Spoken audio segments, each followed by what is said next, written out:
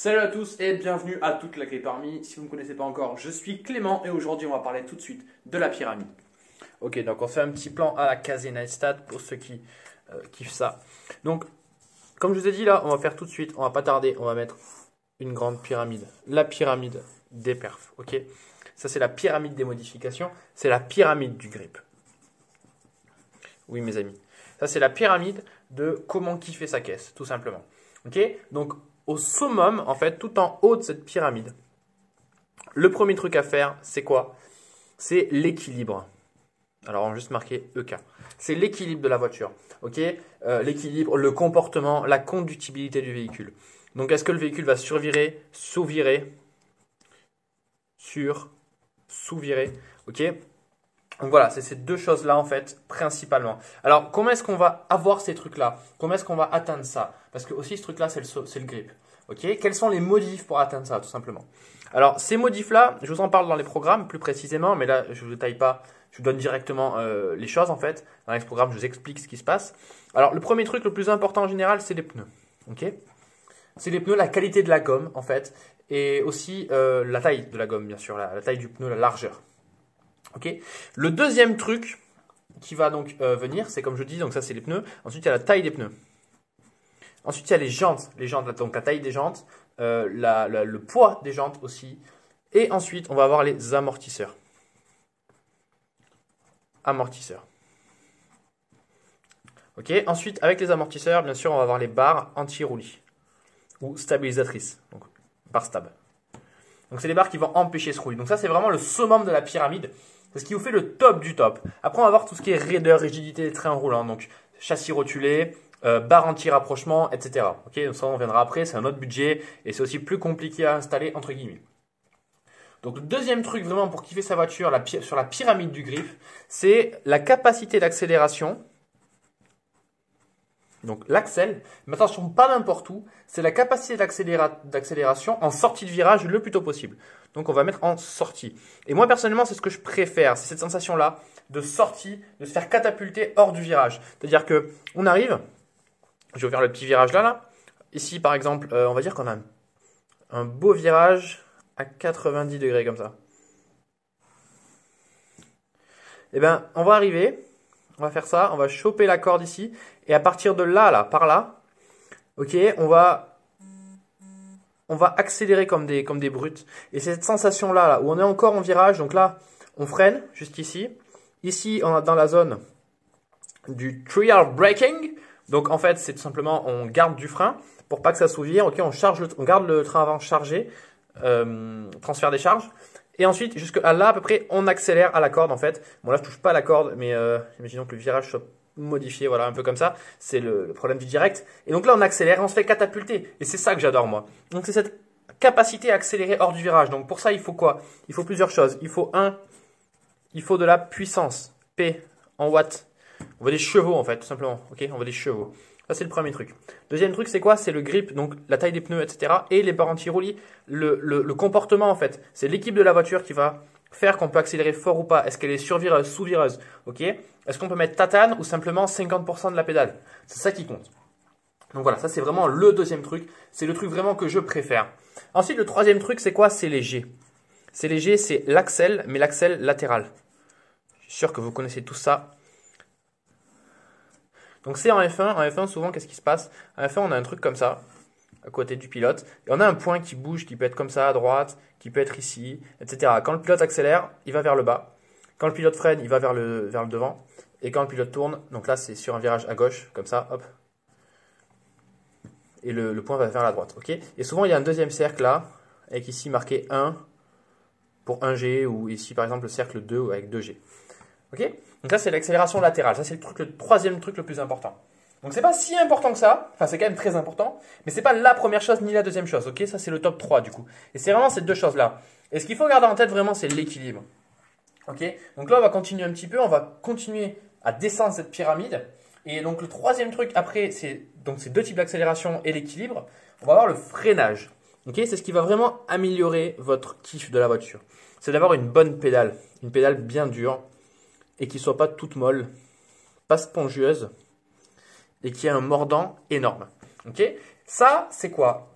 à 95%, vraiment à 95%, ça va être la qualité de la plaquette. Attention mes amis, la qualité de la plaquette de frein, ça intervient surtout au niveau donc du modèle de la plaquette. C'est pas directement lié au prix. Il y a des plaquettes à 300 balles qui vont être magnifiques. Heureusement à 300 balles quand même, ça commence à faire cher la plaquette. Et il y a des plaquettes à 200 balles qui vont être dégueulasses. Et inversement, il y a des plaquettes à 150 balles qui vont être super bien. Bref, le prix ne veut pas dire grand chose malheureusement dans les plaquettes. Mais en général, c'est vrai qu'il faut mettre un peu le prix.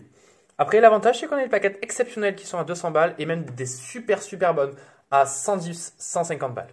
Et c'est ça qu'il faut comprendre. Et moi, je vous propose de vous guider là-dedans. Donc, ça dépend bien sûr des modèles, parce que toutes les marques de plaquettes ne font pas tous les modèles. Ça dépend de vos étriers de frein, etc. Et moi, je vous conseille de vous guider là-dedans. Ensuite, qu'est-ce qu'on a? Eh bien, écoutez, on a à peu près 3-4% qui va être dans le liquide de frein. Et on va avoir le dernier pourcent qui va être dans le disque. Voilà. Ça, c'est sur l'endurance du freinage. Si vous voulez vraiment que du mordant, ça sera plutôt l'inverse. Ça sera plutôt le disque de frein et ensuite le liquide de frein. Mais la plaquette dominera toujours, que ce soit au niveau de l'endurance ou que ce soit au niveau du mordant. Okay, c'est la plaquette qui va faire ces deux choses-là, l'endurance et le mordant. La plaquette fait 95%. Ensuite, si vous voulez vraiment du mordant, il faut un disque qui soit plutôt souple et percé, okay, pas rainuré. Le rainurage, c'est parfait pour ceux qui font de l'endurance, sur circuit et sur piste qui tournent vraiment longtemps et qui ont des plaquettes extrêmement mordantes. Okay. Mais pour ceux qui roulent dans les montagnes, même sur piste aussi, ça dépend de votre système de freinage, ça convient très bien et ça apporte plus de mordant quand c'est percé que quand c'est autre chose, que quand c'est rainuré ou quand c'est même lisse. Okay. Donc voilà. Ça, c'est vraiment le gros avantage. Mais voilà, liquide de frein, ça vous donnera la pédale de frein dure et pas spongieuse, ça évitera ça. Alors que le disque de frein, ça vous apportera plutôt ce mordant. Mais voyez bien, donc c'est soit 4, soit 1% pour chacun des deux. Mais dans tous les cas, la plaquette fait la majorité du travail. Donc mettez tout l'argent dans la plaquette et choisissez une plaquette de bonne qualité. Après, laquelle, bien sûr, ça dépend de votre modèle de voiture. Donc ça, c'est vraiment du cas par cas et c'est ce que je vous propose de vous expliquer, moi, dans le programme. D'ailleurs, grosse offre spéciale en ce moment, hein, si vous ne l'avez toujours pas vu, sur l'offre de début d'année, donc pour les nouvelles résolutions. Cliquez sur le lien en bas de la vidéo, vous verrez, tout est expliqué. Ensuite, le truc suivant, c'est quoi? Ça dépend des voitures, ça s'applique. On va voir, ça dépend vraiment des voitures que vous avez. Il y a des voitures, pour les voitures qui ont une grosse traînée aérodynamique, c'est l'aéro. Ok? Sauf que ça, c'est dans la théorie, ok? C'est pour les voitures de course. Moi, je vous parle vraiment du circuit, de la piste profonde. Mais en général, on n'a pas trop d'aéro sur nos voitures. Donc ça, on va le zapper. Ok? Le truc qui vient après, c'est quoi? C'est la puissance moteur. Et on va s'arrêter là au niveau de la pyramide de grip. C'est la puissance moteur. La puissance moteur, c'est ce qui va vous permettre de vous sortir du virage. Mais même avec 110 chevaux, il arrive souvent qu'on ne puisse accélérer que très tard. Pourquoi? Parce que la voiture va drifter. Pourquoi? Parce qu'on va avoir des pneus pourris avec une taille de merde sur des amortisseurs à chier, sans barre stabilisatrice ou des barres stabilisatrices beaucoup trop molles, etc. Okay, et le moindre coup de frein, ça va être très long parce que vous aurez des plaquettes pourries. Donc c'est vraiment... Cette pyramide, elle repose sur ce qui est à la base, mais ce qui est au sommet est le plus important. Donc voilà, c'est comme ça que ça se construit. Et donc tout ça, en gros. Alors je vais faire quelque chose que j'ai jamais fait jusqu'à maintenant. C'est je vais vous montrer ça. Je suis pas chez moi, du coup j'ai le PC portable. Voilà, je vais vous montrer. Par exemple, un des PDF qu'il y a dans le programme. Donc tout ce que je viens de vous dire là, c'est la liste des priorités et des améliorations. Ok, c'est cette pyramide là, tout simplement. Avec les améliorations qui sont ici, qu'on a en fait ici. Voilà, donc ça c'est la liste des meilleures améliorations. Dans l'ordre, bien sûr, c'est ça qui compte, hein, c'est l'ordre. Et ensuite, on a voilà, la liste des priorités d'amélioration. Avec une petite conclusion. Donc ça c'est vraiment ce qui compte, ok? C'est vraiment ce qui compte. Et en fait, ça c'est un des PDF, hein. Il y en a 11 des PDF, donc vous inquiétez pas. Et ensuite une série de 11 vidéos. Donc voilà, il y a beaucoup de contenu. Ça c'est vraiment la base, c'est le PDF numéro 0. Donc c'est vraiment pour introduire le programme en fait. Il y a le PDF aussi qui inclut sur la géométrie, la meilleure géométrie de course, la géométrie idéale en fait. Pour vous, j'appelle ça la géométrie de course, mais en fait je vous explique comment faire la meilleure géométrie pour votre voiture et quelle valeur choisir par défaut. De base, avec la première géométrie que vous faites, vous allez chez le mec qui vous fait la géométrie, celui qui a un banc, il va arriver, le banc numérique, il va arriver et il va demander vos valeurs en fait. Ou il va vous mettre vos valeurs constructeurs. Vous allez dire non, non, moi je veux telle valeur, je veux 2 degrés de carrossage négatif à l'avant et je veux 1,5 degré à l'arrière. Ok? Et pourquoi vous allez savoir ça? Parce que je vous donne toutes ces valeurs-là en fonction de votre voiture, de votre véhicule, etc. Et je vous dis comment améliorer ça si ça vous plaît pas. Ou si ça vous plaît, mais que vous voulez être encore meilleur, ok, que vous voulez avoir une voiture encore mieux que votre voisin, mieux que votre copain, peu importe, ou mieux pour vous-même tout simplement. C'est vraiment vous qui choisissez. Donc voilà, j'explique vraiment tout ça. Ce PDF sur la géométrie, il est disponible gratuitement en téléchargement dans le lien en dessous de la vidéo. Pareil pour accéder au programme. Donc je vais vous montrer là le premier PDF, le PDF numéro 0 en fait. Ensuite, il y a le PDF sur la géométrie que vous pouvez avoir gratuitement sans rentrer dans le programme. Et ensuite, il y a l'offre sur le programme auquel vous avez accès, bien sûr. Qui est une offre, je ne sais même plus combien de pourcents. Franchement, regardez, le total, on en milliers d'euros. Et moi, je vous livre tout ça pour une fraction de ce prix-là. Ok, pour 47 euros. Franchement, c'est une fraction du prix. Il y a même du coaching avec. Je vous offre du coaching parce que je me dis, voilà, toutes les personnes qui prennent du coaching à chaque fois, elles vont plus loin que les personnes qui prennent simplement le programme. Ok? Donc, je me suis dit, ok, je vais faire un test. Je vais filer du coaching gratuit, une petite session à tous ceux qui rentrent, voir si ça améliore drastiquement leur performance comme tous les autres, ou si simplement que les gens qui sont meilleurs prennent du coaching. Je ne sais pas, je voulais faire le lien. Donc là, on va voir, et je vous ai filé donc une petite séance de coaching gratuite pour vous aider, en fait, parce que je suis convaincu que c'est le coaching qui fait ça, pour vous aider à vous mettre vraiment dans le programme, pour vous aider à améliorer en fait vos performances et votre voiture. Voilà, parce que je veux vraiment que vous réussissiez, c'est le but du programme, vraiment. Il y a une garantie certifiée remboursée, bien sûr.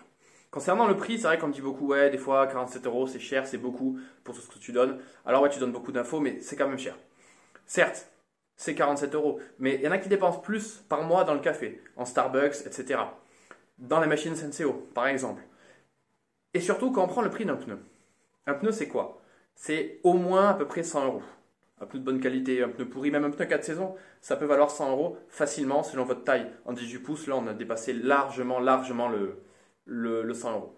Donc, moi, je vous propose 47 euros pour ne pas dépenser et ne pas perdre et gaspiller ces 100 euros. Parce que quand on achète un pneu qui est de mauvaise qualité, en général, on est déçu, on a perdu 100 euros. Et il y a 4 pneus sur une voiture, donc ça fait 400 euros. Voilà.